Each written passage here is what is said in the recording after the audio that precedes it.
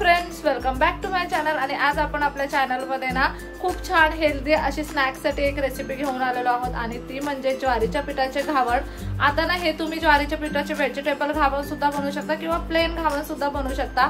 Generally ना तांदळाच्या पिठाचे घावण मोठ्या प्रमाणात बनवले जातात, पण तुम्हाला जर काही हेल्दी खायचं असेल, संध्याकाळची भूक लागलेली असेल आणि संध्याकाळच्या भुकेच्या वेळी काहीतरी असं खूप छान हेल्दी असं ऑप्शन हवा असेल ना, तर हे ज्वारीच्या पिठाचे घावण तुम्ही नक्कीच बनवू शकता।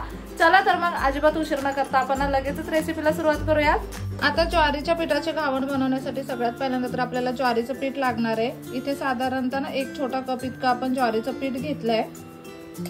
जे भाकरीसाठी पीठ वापरतो ना आपण ज्वारीचं, ते पीठ आहे हे।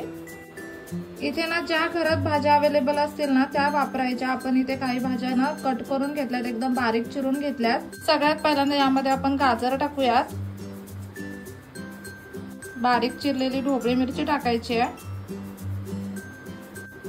बारीक चिरलेला कांदा टाकायचा आहे, बारीक चिरलेला टोमॅटो टाकायचा आहे। इथे ना एक हिरवी मिरची आपण बारीक चिरून घेतली आहे ती टाकायची आहे, बारीक चिरलेली कोथिंबीर टाकायची आहे। इथे ना आपल्याला चवीप्रमाणे मीठ टाकून घ्यायचं आहे। हे ना सगळं एकदा व्यवस्थित आपण मिक्स करून घेऊयात। आता यामध्ये ना आवश्यकतेप्रमाणे पाणी टाकायचं आणि ह्याचं एक बॅटर तयार करून घ्यायचं आपल्याला।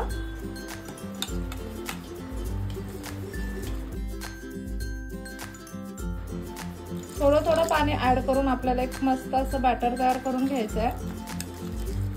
आता यामध्ये आपण ज्या काही भाज्या टाकल्यात ना त्या तुमच्या आवडीप्रमाणे कमी जास्त तुम्ही टाकू शकता। कोणत्याही भाज्या यामध्ये तुम्ही वापरू शकता, ज्या भाज्या तुम्हाला आवडत असतील ना त्या भाज्या याच्यामध्ये वापरा।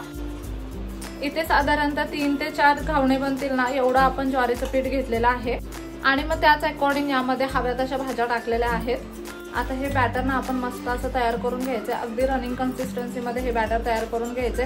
बॅटर मध्ये ना एकही गुठळी ठेवायची नाहीये।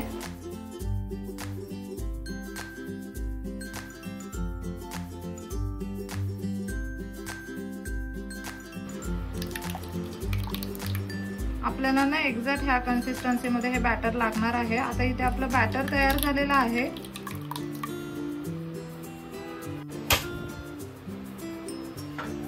आता ना लगेचच आपल्याला घावणे करून घ्यायचे। त्यासाठी गॅसवरती आपण तवा गरम करायला ठेवलाय। इथे तवा छान असा गरम झालाय। आता ना त्याला आपण तेलाने ग्रीस करून घेऊया। तव्याला असं भरपूर तेल लावून घ्यायचं व्यवस्थित सगळ्या बाजूने।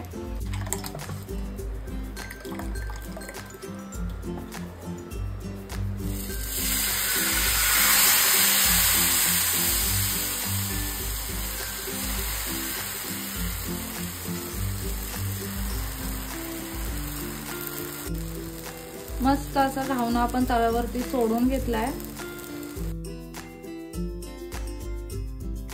यावरती ना आता आपण झाकण ठेवूया आणि मिनिटभरासाठी ना हा घावणं आपल्याला शेकून घ्यायचा आहे। आता ना तुमच्याकडे तवा जर जाड बुडाचा असेल ना तर मग गॅसचा फ्लेम ना हाय करायचा आणि एकदम पातळ बुडाचा जर तवा असेल तर ना गॅसचा फ्लेम तुम्ही मीडियम करा। आता इथे आपण हाय फ्लेम वरती मस्त असं झाकण ठेवलंय 1 मिनिट भरासाठी ना हा घावणं आपण शेकून घेऊया। मस्त मिनिटभर असा हा घावणा शेकून घेतलेला आपण झाकण ठेवून। आता ना वरून थोडंसं तेल लावून घ्यायचं घावण्याला।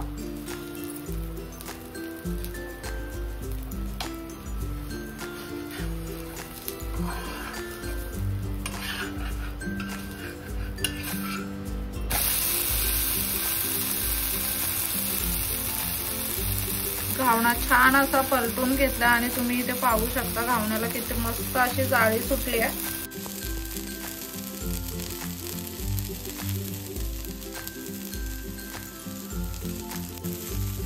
इथे ना आपण जे तेल वापरतोय त्याऐवजी तुम्ही ना तूप सुद्धा वापरू शकता आणि अशा पद्धतीने ब्रशच्या वगैरे साह्याने ना तेल लावायचं, म्हणजे ते खूप जास्त प्रमाणात लागलं जात नाही, अगदी कमी प्रमाणामध्ये आणि कमी तेलामध्ये मस्त असा घावणा तयार होतो।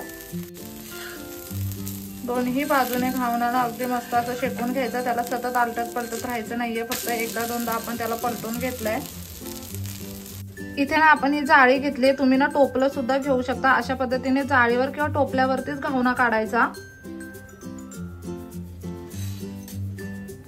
म्हणजे घावणा एकदम मस्त राहतो आणि तो ना चिकट बनत नाही। तुम्ही जर अशा पद्धतीने टोपलं किंवा जाळी नाही ना वापरली हा घावणा काढण्यासाठी, तर मग ना घावण्याला हवा नाही लागणार खालून आणि मग ना घावणे खूप जास्त चिकट होतात. बऱ्याच लोकांची कंप्लेंट असते की घावणे चिकट होतात. तर ना अशा पद्धतीने एखाद्या जाळीवरती, नाहीतर जे आपलं टोपलं असतं त्याला काय म्हणतात का मम्मी? टोपलीच म्हणतात. ते लाकडाचं लाकड बांबूचं ना, बांबूचं टोपलं, जे आपलं भाकरीची टोपली, हा, जे आपले भाकरीचे टोपले असतात ना त्याच्यावरती तरी मग घावणे काढायचे. मग ते ना छान होतात, चिकट होत नाहीत आणि मस्त आहे तसे राहतात, मस्त कुरकुरीत राहतात. आता इथे ना आपण बाकीचे घावणे तयार करून घेऊयात.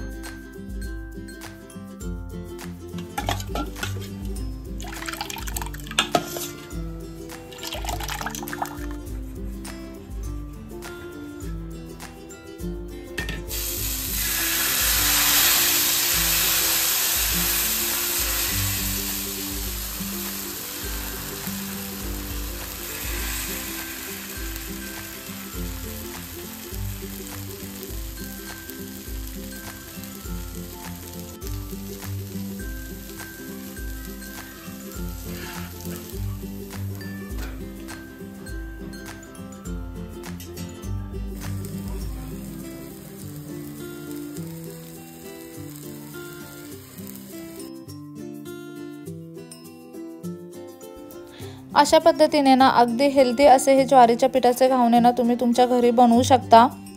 खूपच सोप्या पद्धतीने बनतात आणि अगदी अप्रतिम लागतात. चला तर मग नक्कीच ही रेसिपी घरी ट्राय करा. कसा वाटला व्हिडिओ मला कमेंट करून नक्की सांगा.